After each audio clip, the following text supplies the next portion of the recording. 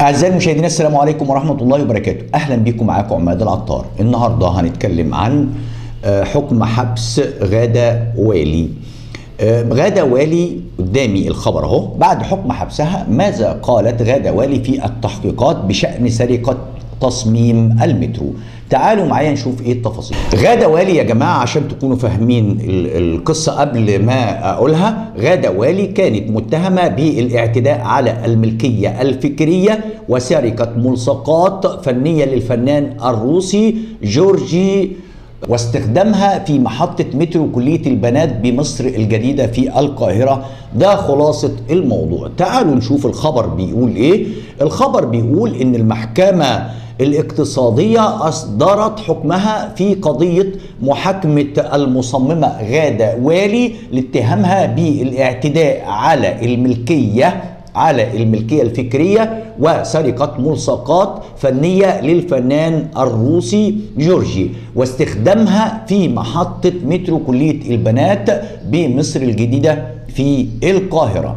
المحكمة قضت بإيه؟ قضت بمعاقبتها ب6 أشهر وكفالة 10,000 جنيه وغرامة 40,000 جنيه عن اللوحات الأربعة وتعويض مدني مؤقت 100,000 جنيه. هو ده كان الحكم. نعيد تاني، احنا بنقول ان المحكمة قضت بالحبس 6 أشهر على غادة والي وكفالة 10,000 جنيه وغرامة 40,000 جنيه وتعويض مدني مؤقت 100,000 جنيه. ليه؟ لاتهامها بالاعتداء على الملكية الفكرية وسرقة مصنفات فنية للفنان الروسي جورجي. المصدر الخبر مصراوي.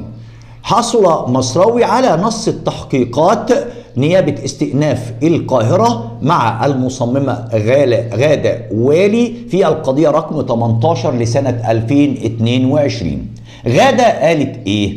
غادة سنها 34 سنة، حصل على بكالوريوس العلوم التطبيقية والفنون، إنها ممثل قانوني لشركة ويلز استوديو ووقعت عقد مع شركة RATB المسؤولة عن الترويج للخط الثالث للمترو.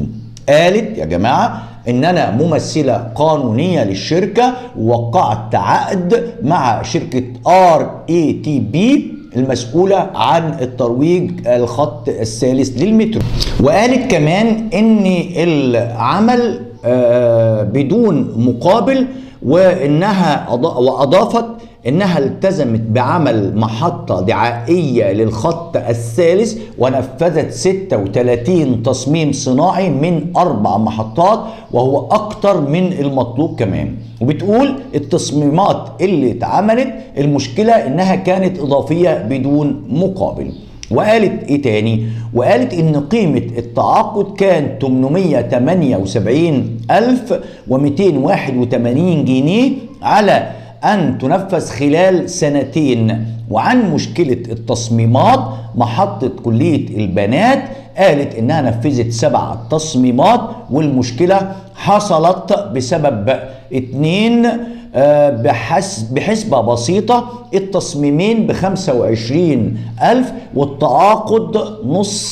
والتعاقد نص على 3 تصميمات، لكن نفذت 7 بدون مقابل مادي. النيابة العامة أحالت المصممة غادة والي إلى المحكمة الاقتصادية لاتهامها بالاستيلاء على حقوق الملكية الفكرية للوحات الفنان الروسي جورجي. وحددت المحكمة جلسة 8 يناير لنظر أول جلسات المحاكمة اللي هي طبعا حكمت فيها. وفي خلال جلستين من محاكمة المتهمة قضت المحكمة بهذا الحكم اللي احنا قلناه، اللي هو 6 أشهر وغرامة 10,000 جنيه عن كل مصنف مسروق عددهم 4، وكفالة 10,000 جنيه فضلا عن دفع تعويض مؤقت قدره 100,000 جنيه.